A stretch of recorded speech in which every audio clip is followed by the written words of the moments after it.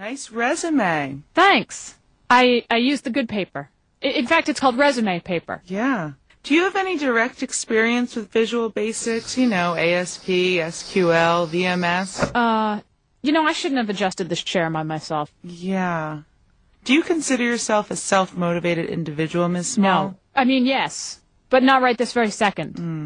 Never, actually. Do you have anything that doesn't require self-motivation? Maybe something that's already motivated and I just have to, step into it? Yeah. Do you want me to validate your parking? Yeah, I don't want to lie, Eric. No, trust me, Paula, you have to go into this thing and really lay it on. I'm not really comfortable with embellishing like that. Well, then just lie. Trust me, Paula, you gotta go into this next interview and really lay it on thick.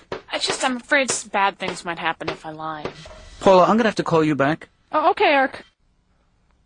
Well, I am just blown away. Visual Basics, ASP, SQL, VMS, SOB, STP, BBD. You did them all. I'm not even familiar with some of these programs. Well, it's cutting edge. I'm convinced. Welcome aboard, Miss Small. You're our new Protocol Engineering Supervisor for the Electrical Design of our Mammalian Genetics Research Team, PES. Congratulations. Great. You know what? There's been a terrible mistake. I was kidding. I don't know the first thing about being, what is it I'm supposed to be? I'll find my own way out. I'm leaving now. Just curious, did I get paid for today? Goodbye.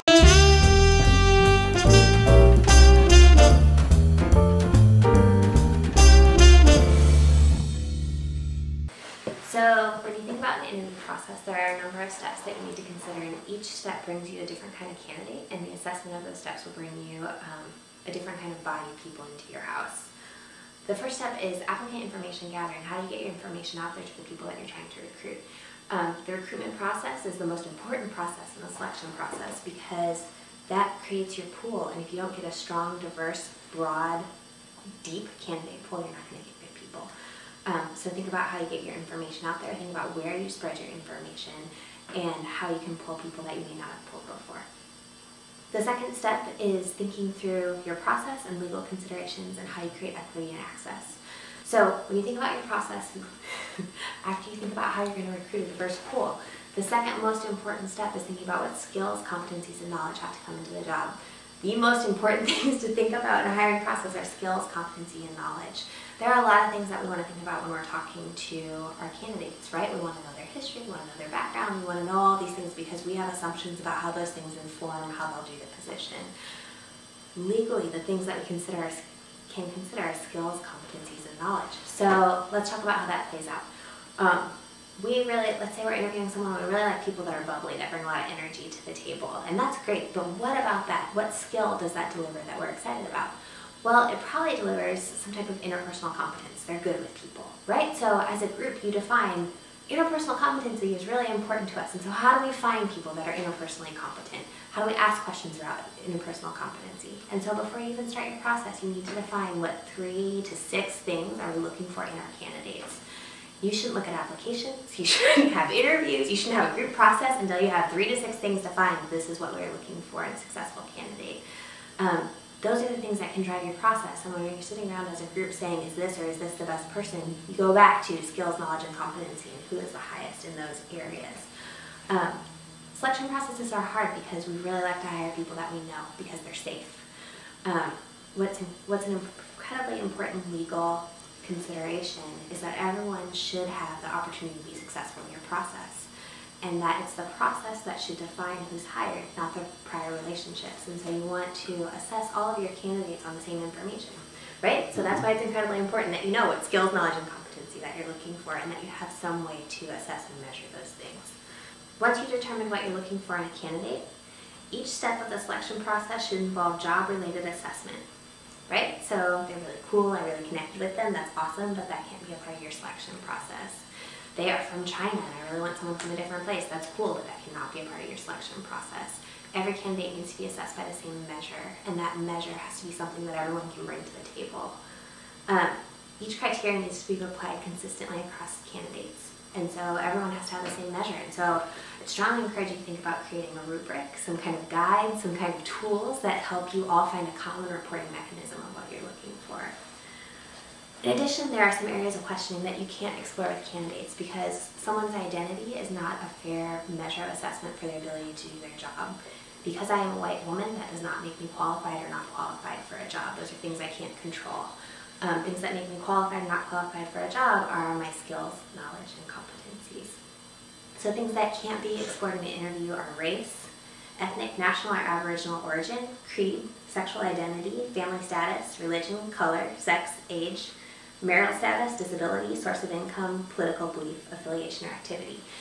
Now hearing those might make you say, what the heck? Or it might be like, obviously I'm not going to ask those people about those things, but you end up in those positions all the time, right? So you're having a great conversation with a candidate and you find out that they're really involved in the Obama campaign and you think that that's awesome, and so you start talking about that campaign. These areas start to get really sensitive, right?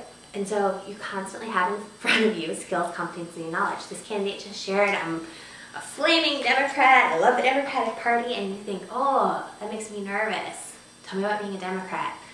That might not be the question you want to ask. But the question you might want to ask is, this person seems to have really strong beliefs. One of our competencies is that they have an ability to connect with a diverse audience. Sometimes people with strong beliefs are unable to do that.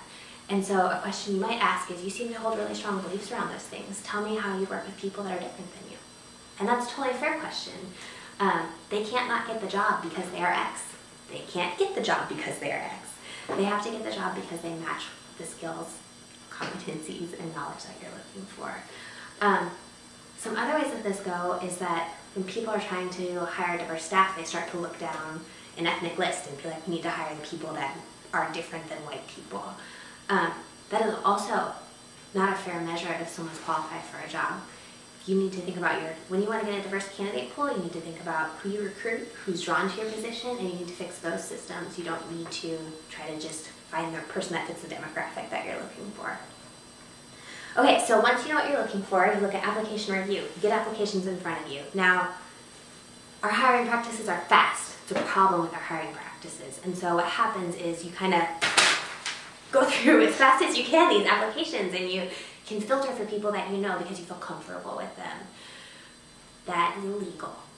So what you need to do is take some time to go through your applications. Now, how you can make that an efficient process is have 3 to 5 things that you're looking for a successful applicant in their application. I want them to mention that they want to make a difference. I want them to mention that they want to be a part of a team. I want them to demonstrate that they have an understanding of a world greater than themselves. Maybe those are the 3 things you're looking for. When you go through an application, somebody meets those 3 things, check them off, put them in the yes pile. Don't check them off, put them in the no pile. It can get overwhelming to go over all of the applications, but is not fair to your fellow students who are interested in a job and shouldn't be crossed off the list because they don't know you. All right, stage 4 is evaluation of applicants. You can do this in individual interviews and in group interviews. Things to think about are the categories of things that you're looking for and how you're going to create questions around those categories. So let's say that one of the categories of things that you're looking for is I want someone that can build community. So how do you ask someone about that? You can ask them about that behaviorally. Tell me about a time when you've taken a group of people and helped them build relationships with one another. You can ask them about that experientially. Tell me about a time when you've been a part of something meaningful or a part of a group. Tell me about a time when you've worked on a team. You can say community is something that's really important to us. Tell me your thoughts on community, right? So you have behavioral, you have philosophical, you have practical. Those are ways that you can ask around the question. A lot of times candidates will tell you a lot of things without telling you a lot of things. So someone will say, well, I just hated my community, and so I just want to have something different. Okay, maybe this person's really negative, maybe this person had a really crappy experience, or maybe this person's going to be really dynamic. You need to explore that. So it sounds like that didn't go that well. What would you do differently? How would you bring people together? It's really important to probe out questions that put up flags for you so that you can get a well-rounded view of your applicants. In group process, a lot of times we ask people to do crazy things in group processes that don't have anything to do with the job. And so make sure that what you're doing in a group process is related to the skills that you're looking for. Generally, a group process will show you how people connect with others, how they take care of others. I think in a group process, we'll have a tendency to look for the person that comes to the front of the room and is like, I'm a leader. I would encourage you to look for the person that's always in a group that's working. There are people that are excellent facilitators and they don't stand out because they're asking everybody else questions.